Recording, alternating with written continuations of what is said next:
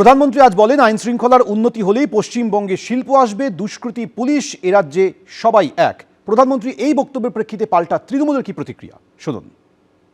আসলে মমতা বন্দ্যোপাধ্যায় রাজ্যের উন্নয়নের মধ্যে দিয়ে হুগলি জেলা এবং এই সিঙ্গুরের প্রতিনিয়ত তাদের সঙ্গে একটি সম্পর্ক শুধু নয়, একটি উন্নয়নের কাজ এবং অতপ্রতভাবে জড়িত রয়েছে।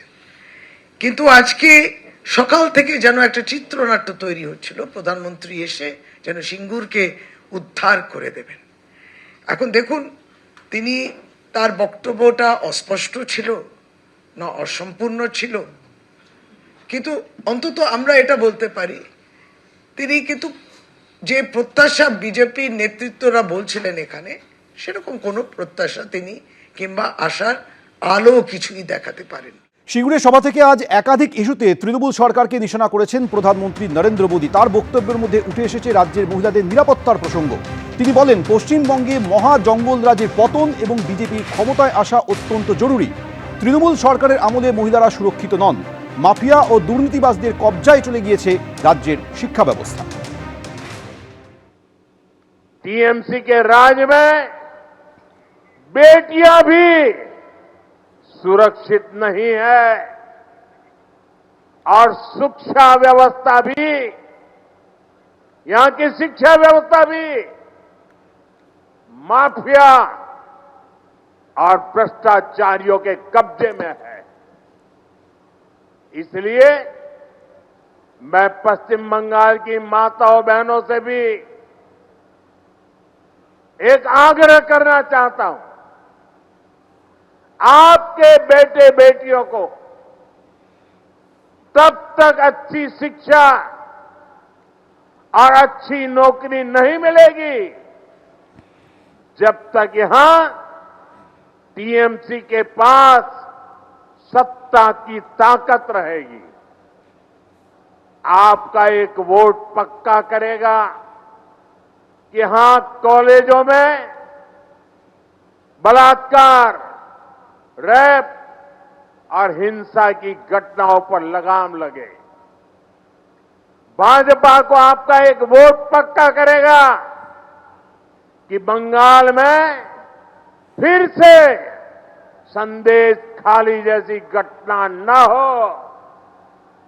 भाजपा को आपका एक वोट इस बात को पक्का करेगा कि फिर से बंगाल में हजारों शिक्षक अपनी नौकरी नहीं खोए।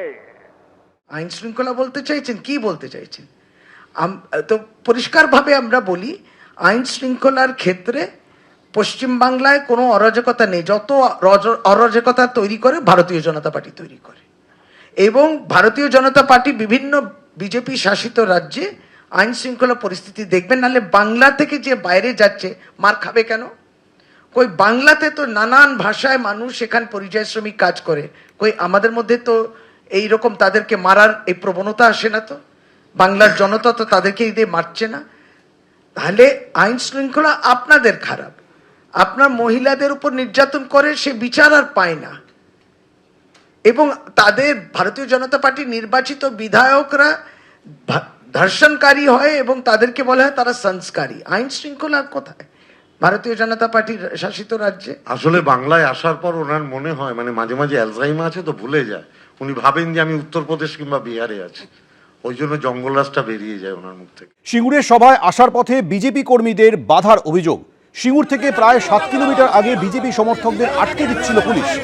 কর্মীদের উচ্ছ্বাসের সামনে শেষ পর্যন্ত দিদির দলদাস পুলিশ দাঁড়াতে পারল না, আগামীতেও পারবে না। সোশ্যাল মিডিয়ায় পোস্ট করেছেন সুকান্ত মজুমদার।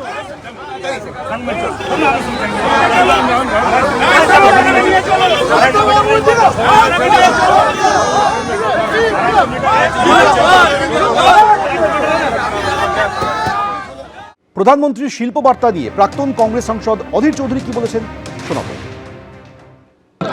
প্রধানমন্ত্রী এখানে শিল্প করতে আসেনি, দিদিও এখানে শিল্প করতে আসেনি।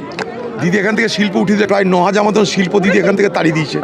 তো মোদিজি আবার এসে কোথেকে শিল্প নিয়ে আসবো আমার তো জানা নাই। যে এরকম কবে মোদিজি বলবে শিল্পের কথা, সেটা তো মোদিজি জানে, আমরা কি করে জানবো? এখানটায় যারাই আসে তারা শিল্প করতে আসে না, শিক্ষা দিতে আসে না, উন্নয়নের জন্য আসে না, তারা আসে ধর্মকে সামনে রেখে সাম্প্রদায়িক বিভাজনের রাজনীতি করে। এবিপি আনন্দ, এগিয়ে থাকে, এগিয়ে রাখে।